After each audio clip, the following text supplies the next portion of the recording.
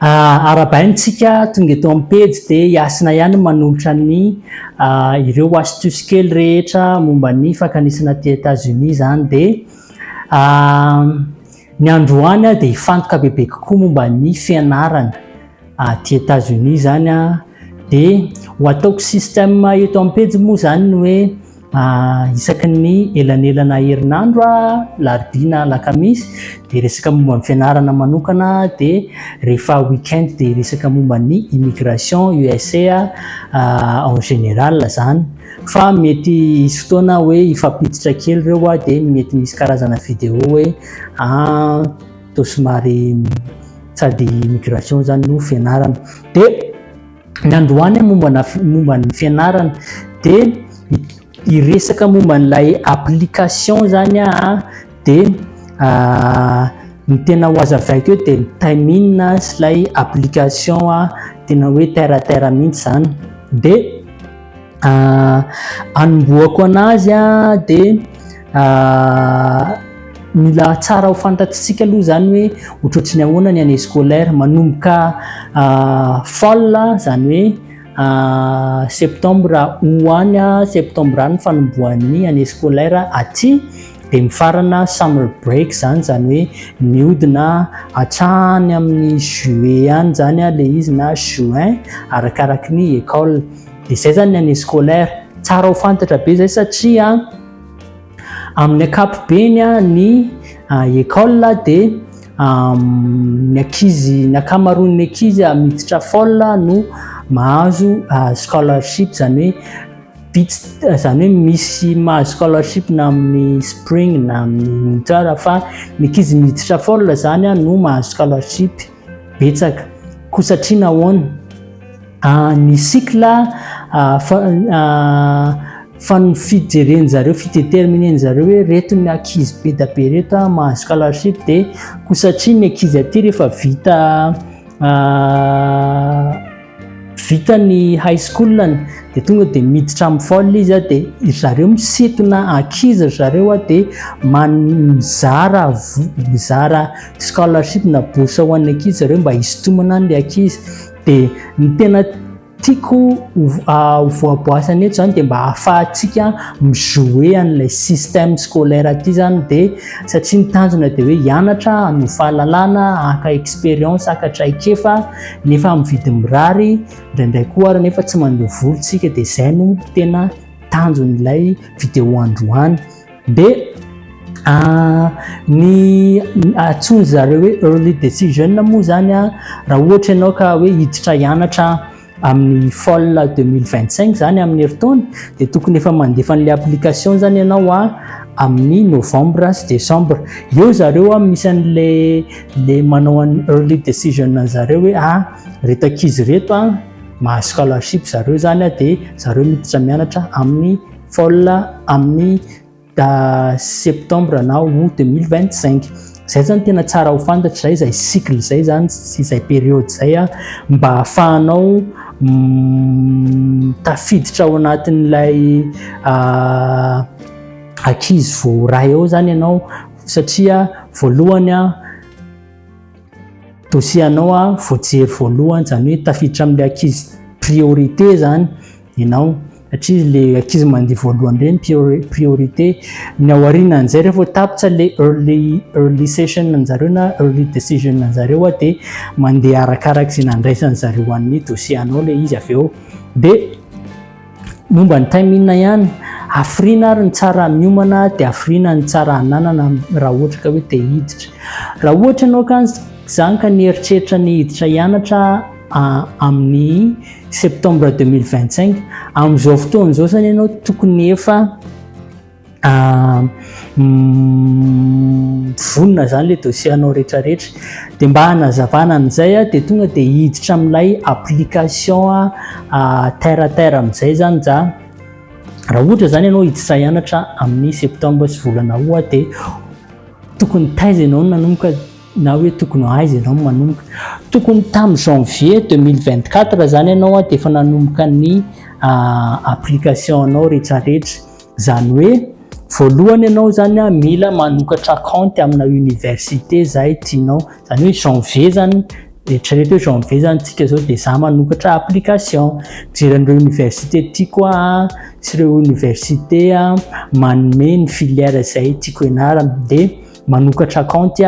dia rehefa le anao manokatra compte igny dia mijery amin'izay ianao hoe inona avy ny test atao farafahakeliny misy test anankiroa atao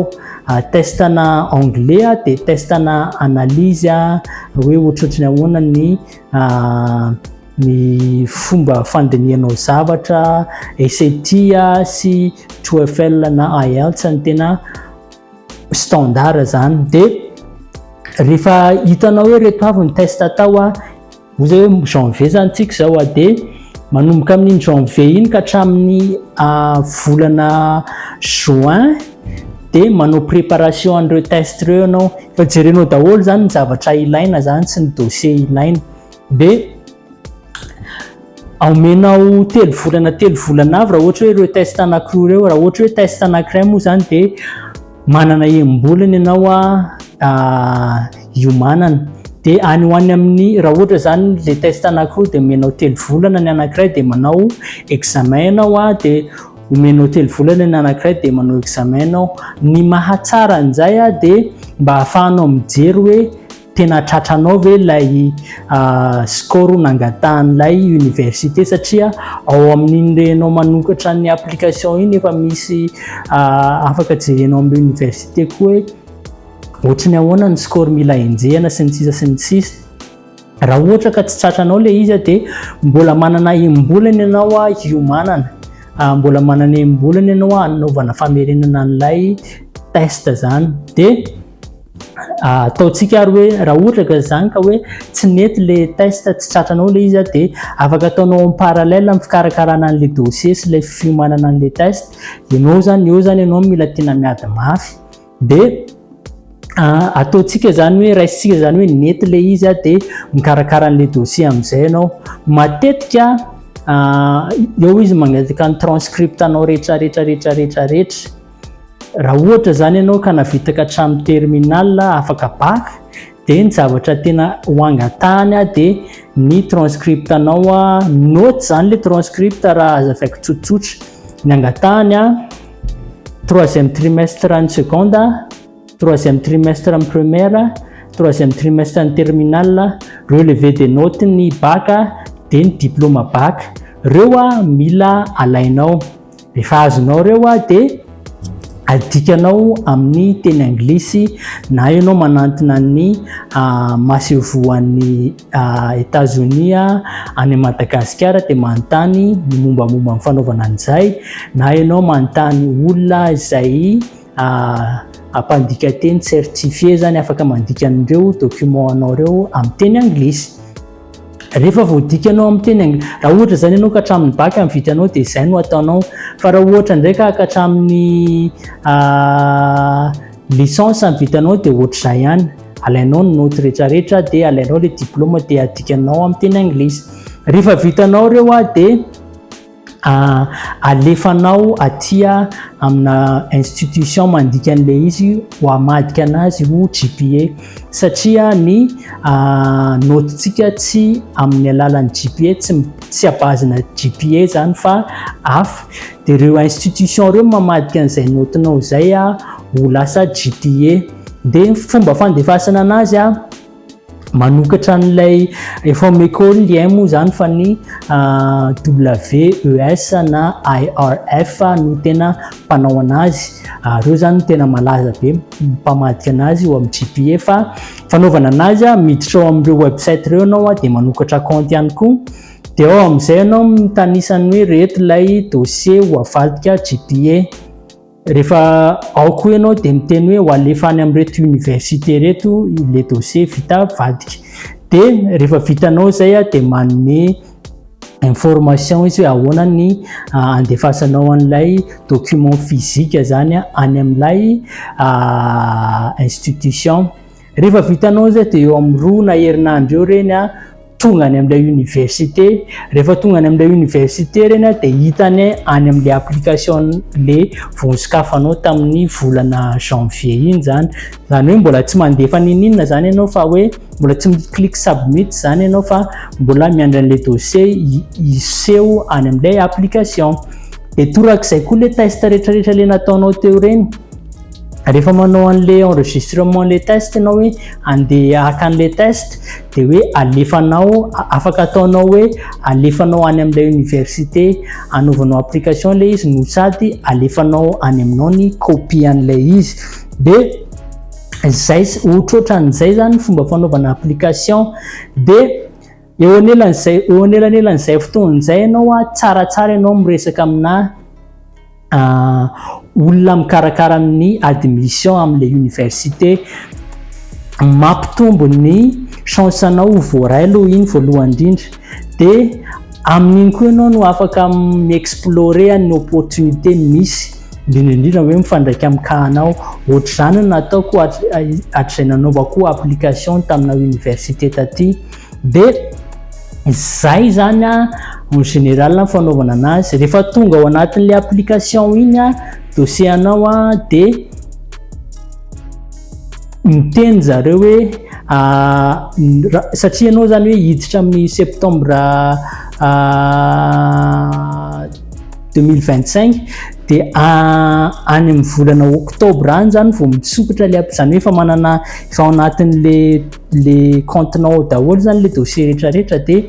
any ianao vao afaka misubmit satria tsy hitanao anatin'ilay application mihitsy le bouton hoe submit zany raha tsy mbola misokatra ilay